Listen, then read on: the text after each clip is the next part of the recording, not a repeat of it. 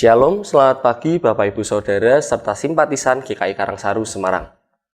Sebelum kita memulai hikmat pagi kita pada hari ini, mari kita sama-sama tundukkan kepala, kita sama-sama siapkan hati kita sama-sama berdoa.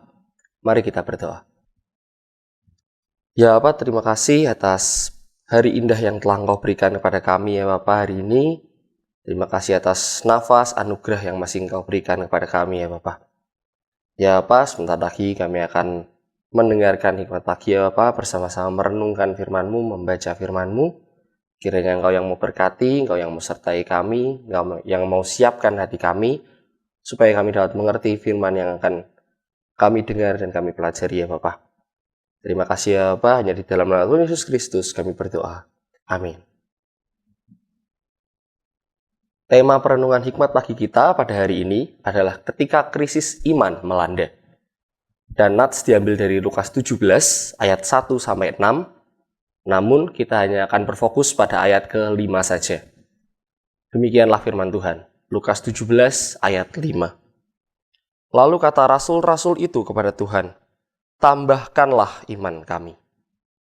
Sedemikian jauh pembacaan firman Tuhan, syukur kepada Allah. Ibu Bapak jemaat yang terkasih di dalam Tuhan Yesus Kristus.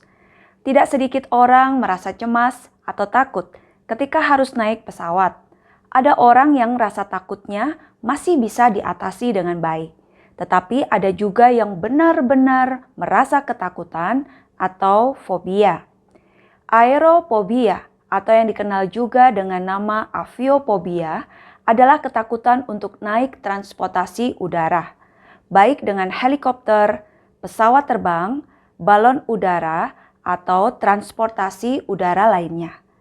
Pada beberapa orang, aerofobia disertai juga dengan fobia lain. Misalnya, klaustrofobia, ketakutan terhadap ruang sempit dan tertutup, atau akrofobia, ketakutan terhadap ruang yang lapang dan terbuka. Jutaan orang takut melakukan perjalanan di udara.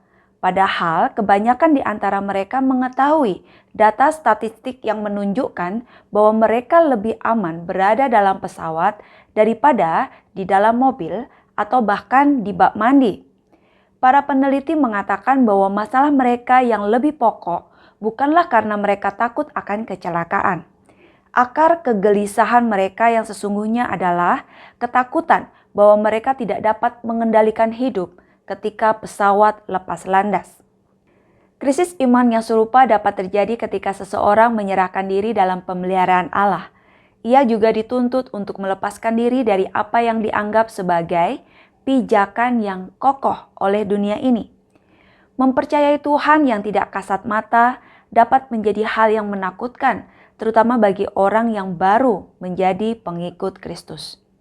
Murid-murid Yesus juga mengalami krisis iman seperti itu. Ketika Tuhan Yesus mengatakan bahwa mereka harus dapat mengampuni dan berbelas kasihan pada tingkatan yang belum pernah mereka ketahui sebelumnya. Kita bisa melihatnya di dalam ayat 3 hingga 5. Namun dia menanggapi kurangnya iman mereka dengan mengatakan bahwa mereka hanya perlu sedikit lagi rasa percaya dan ketaatan di dalam Dia. Maka mereka dapat menggunakan kuasa surgawi yang siap menolong mereka. Kita bisa melihatnya di dalam ayat yang ke-6. Itulah kunci untuk menjalani hidup ini. Setelah kita tahu apa yang Kristus inginkan dari kita, maka kita harus taat. Selanjutnya, Ia akan memberi kita kekuatan untuk melakukan kehendak-Nya. Ketika krisis iman melanda, tetaplah percaya dan taat kepada Tuhan Yesus Kristus. Amin. Mari kita berdoa. Bapa di surga, karuniakan kepada kami keyakinan yang kokoh di dalam Engkau dan juga ketaatan akan kebenaran firman Tuhan yang boleh kami lakukan di dalam kehidupan kami. Kami percaya bahwa tidak ada satupun yang dapat membuat kami goyah gentar tatkala kami mengandalkan Tuhan di dalam kehidupan kami sehari-hari. Berkatilah kami masing-masing ya Tuhan di dalam segala karya-karya yang kami boleh lakukan hari ini.